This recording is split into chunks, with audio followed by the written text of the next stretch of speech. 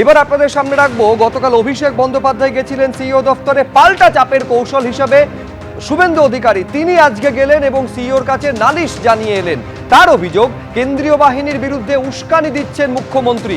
মুখ্যমন্ত্রীর বক্তব্যের footage CEO দফতরে জমা দিয়েছি বলে জানাচ্ছেন শুভেন্দু অধিকারী। সরাসরি খুনের হুমকি দিচ্ছেন মমতা বন্দ্যোপাধ্যায়, এই অভিযোগ করেছেন শুভেন্দু অধিকারী। তিনি প্রশ্ন করছেন, কেন এর পরেও মমতা বন্দ্যোপাধ্যায়ের বিরুদ্ধে ব্যবস্থা নেওয়া হবে না?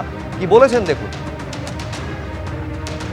মমতা ব্যানার্জির বিরুদ্ধে ইলেকশন কমিশনের যে এমসিসির যে নর্মস আছে সেই অনুযায়ী ব্যবস্থা নেওয়া হোক। আমরা দুটো বক্তব্যের ক্লিপ এবং তার ভাষণের পেন ড্রাইভ জমা দিয়েছি। একটা ভাষণে তিনি বলছেন, কেন্দ্রীয় আধা সামরিক বাহিনী বা ভোটের কাজে নিযুক্ত নিরাপত্তা বাহিনীদের বিরুদ্ধে তিনি বিশেষ করে নারী শক্তি মহিলাদেরকে লেলিয়ে দেওয়ার কথা বলছেন।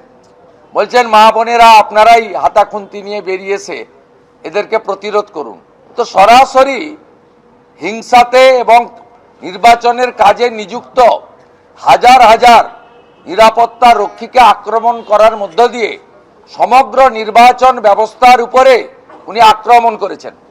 দ্বিতীয়ত বলছেন, ভারতীয় জনতা পার্টির কর্মীরা আপনারা জেনে রাখুন, 4 তারিখের পরে পোস্টার দিয়ে বলতে হবে যে আমি বিজেপি করি না।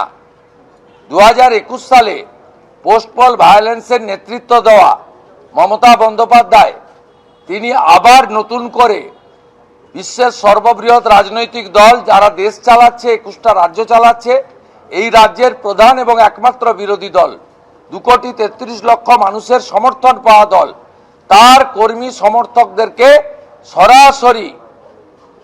সরাসরি খুনের হুমকি দিচ্ছেন এই বক্তব্যের মধ্য দিয়ে। তাই কেন ব্যবস্থা নেওয়া হবে না?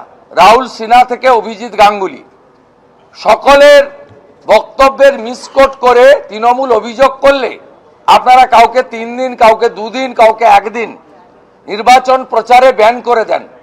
মমতা ব্যানার্জিকে কেন আপনারা ব্যান করবেন না, ব্যবস্থা নেবেন না? তিনি কি আইনের ঊর্ধ্বে?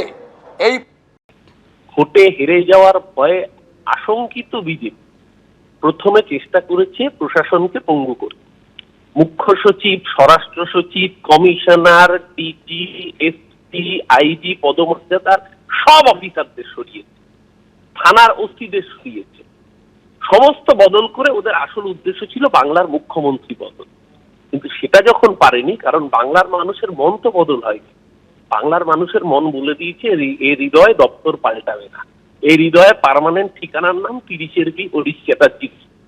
তাই সেটা যখন বুঝতে পেরেছে, এখন যেন তেন প্রকারে মুখ্যমন্ত্রী, আরে এইভাবে কি বাংলা দখল করা যায়?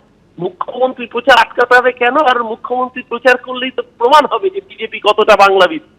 এবিপি আনন্দ, এগিয়ে থাকে, এগিয়ে রাখে।